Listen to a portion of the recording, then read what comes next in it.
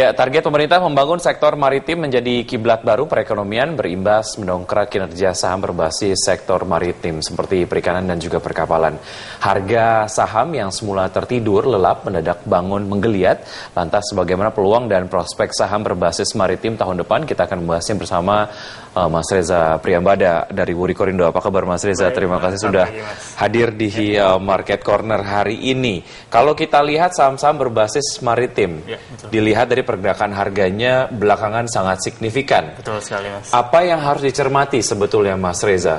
Ya, karena pergerakan dari saham itu kan tergantung dari sentimen ya. Nah, sentimen yang ada di saham-saham kelautan atau di saham-saham maritim ini kan kita juga harus lihat apakah pergerakan tersebut memang berdasarkan mereka punya kinerja atau hanya sentimen sesaat. Nah, kalau kita lihat semenjak pemerintahan Jokowi mengemukakan rencana mereka untuk membangun tol laut, terus kemudian untuk membangun infrastruktur, tidak hanya saham-saham yang bergerak di maritim itu, saham-saham lainnya pun yang berhubungan dengan maritim, yang berhubungan dengan infrastruktur, bahkan yang berhubungan dengan konstruksi pun itu juga mengalami kenaikan. Nah sekarang, apakah nantinya secara real di lapangan memang saham-saham tersebut dari sisi kinerjanya, apakah nanti berpengaruh? Itu yang harus dicermati lagi oleh para pelaku pasar. Oke, ya. Ketika ini menjadi satu hal yang berdasarkan momentum saja, apa yang bisa dimanfaatkan? Ya, kalau di capital market tentu untuk menggerakkan suatu saham kita perlu yang namanya sentimen. Nah, ketika ada sentimen positif, maka kita pun juga bisa memanfaatkan sentimen tersebut untuk melakukan trading di saham-saham tersebut. Nah, tapi yang perlu kita perhatikan adalah ketika sentimen tersebut datang, apakah dari sisi volume saham tersebut cukup mendukung atau tidak gitu. Apakah volume beli terhadap saham tersebut atau tidak. Nah, kita bisa lihat dari beberapa saham kelautan misalkan yang sebelumnya banyak mengalami stagnan, tiba-tiba mengalami penguatan. Itu pun juga karena didukung oleh volume beli dan juga ekspektasi pelaku pasar terhadap kinerja dari emiten tersebut. Oke, kalau dilihat dari rencana pemerintahan Jokowi bahwa akan memaksimalkan sektor maritim ke depan, kalau juga ini kemudian melihat naiknya harga saham berbasis sektor berbasis maritim, sejauh mana ini bisa menjadi satu sektor ataupun mungkin emiten-emiten yang secara menengah dan panjang cukup menarik untuk bisa dikoleksi oleh investor? Ya, sementara kita orientasinya masih ke jangka pendek, Mas. Jangka pendek dalam arti kata mungkin kita memanfaatkan momentum atau euforia terkait dengan program Jokowi tersebut untuk membangun pelabuhan, untuk membangun tol laut yang nantinya bisa berimbas terhadap kinerja dari emiten. Jadi kita bisa memanfaatkan sentimen tersebut untuk masuk ke beberapa emiten-emiten perkapalan itu. Nah, tapi apakah semua emiten perkapalan dapat terkena imbasnya? Tentu kita harus lebih selektif lagi, Mas. Oke, kalau kita lihat tadi kita kemudian mengetahui emiten-emiten yang sahamnya di sektor kemaritiman. Sebelum pemerintahan Jokowi melihat bahwa sektor maritim perlu dimaksimalkan, sahamnya seperti tertidur gitu. Betul, sekali. Kalau kita lihat laporan keuangannya, Mas Reza, secara general untuk perkapalan dan juga perikanan, Anda melihatnya seperti apa? Ya, kalau kita melihatnya untuk pertama dari perkapalan dulu ya. Concern utama atau yang menjadi permasalahan di emiten perkapalan ini hampir sama yang menjadi permasalahan juga di emiten transportasi, yaitu tingginya biaya bahan bakar dan juga tingginya biaya operasionalnya mereka. Nah, jadi ketika kita melihat sampai dengan entah itu di first half atau di kuartal ketiga kemarin, memang tidak sedikit emiten-emiten perkapalan yang mencatatkan penurunan kinerja. Karena apa? Karena ya mereka punya biaya cukup besar. Nah, sekarang dengan adanya sentimen dari rencana pemerintah untuk membangun tol laut, ditambah lagi juga dengan masih turunnya harga minyak global.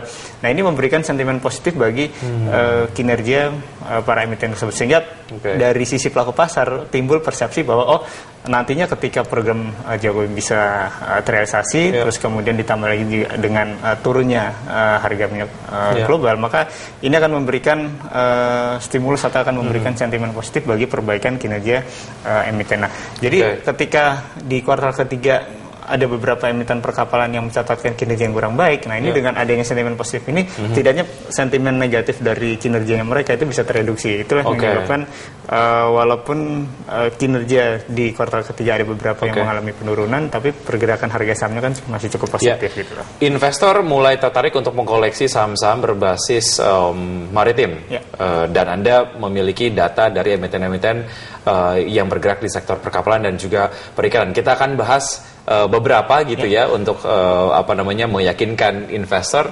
Kita akan lanjutkan setelah jeda berikut ini, Mas Reza. Kami akan segera kembali usai jeda.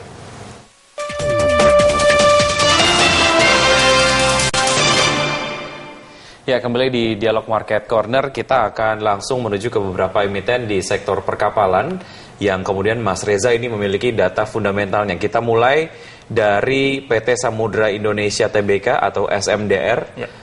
Mas Reza, Anda melihat emiten yang satu ini secara fundamental seberapa menarik sebetulnya?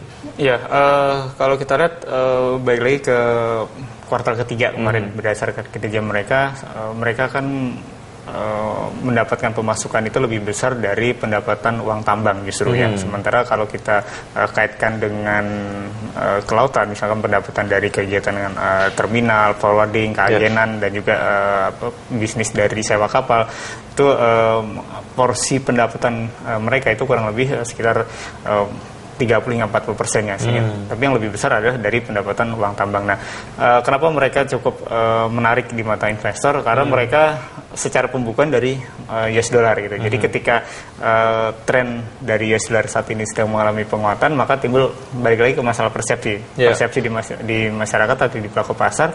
Ketika nantinya si SMDR ini mengkonversikan mata uang US dollar ke rupiah, maka mereka punya pendapatan cukup besar. Nah, secara US dollar memang mereka mengalami penurunan itu dari kuartal ketiga 2014 compare to 2013.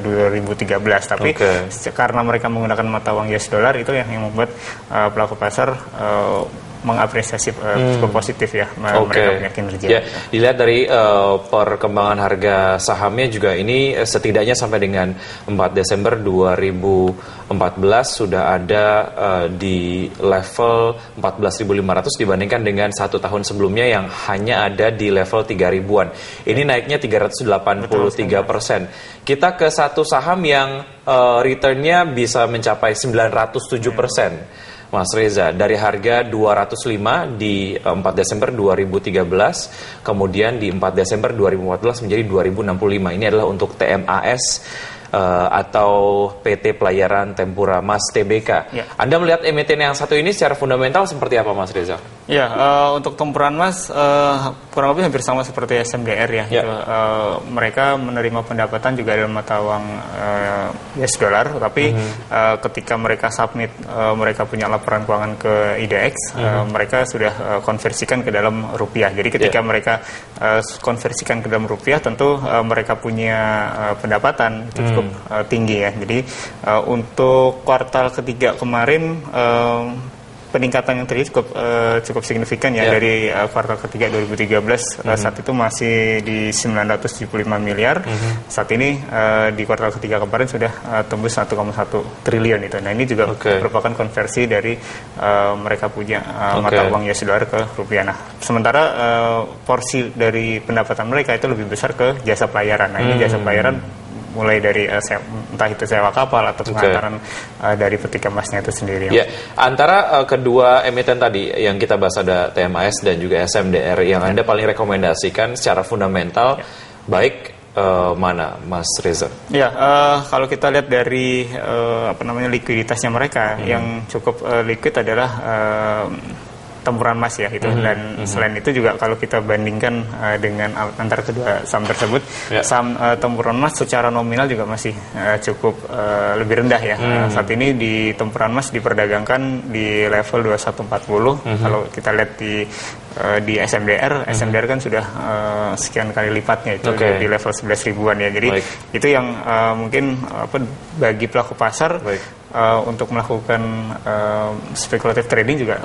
Secara harga lebih menarik. Secara harga lebih menarik di Temas. Tipsnya untuk investor yang ingin mengoleksi saham-saham berbasis perkapalan ataupun maritim secara general, apa yang harus diperhatikan sebetulnya Mas Reza? Sepanjang sentimen dari rencana Jokowi untuk membangun tol laut tersebut masih ada, terus kemudian dan sentimen-sentimen positif yang masih ada terkait dengan rencana pembangunan tol laut tersebut, maka pelaku pasar pun sebenarnya masih bisa melakukan trading di saham-saham entah itu di SMDR maupun tempuran emas tadi ya. Cuma yang perlu diperhatikan adalah saat ini memang kenaikan yang terjadi di kedua saham tersebut sudah cukup signifikan ya, sehingga potensi untuk pembalikan arah tersebut memang ada ya. Itu yang perlu kita perhatikan ketika volume beli sudah mulai berkurang, maka potensi untuk pembalikan arah juga masih ada. Jadi itu yang harus kita perhatikan adalah potensi pembalikan indikator momentum yang akan menyebabkan terjadinya pembalikan arah itu yang harus cukup sensitif gitu ya. Mas Reza, terima kasih atas analisa Anda pagi hari ini. Terima kasih. Anda selamat pagi.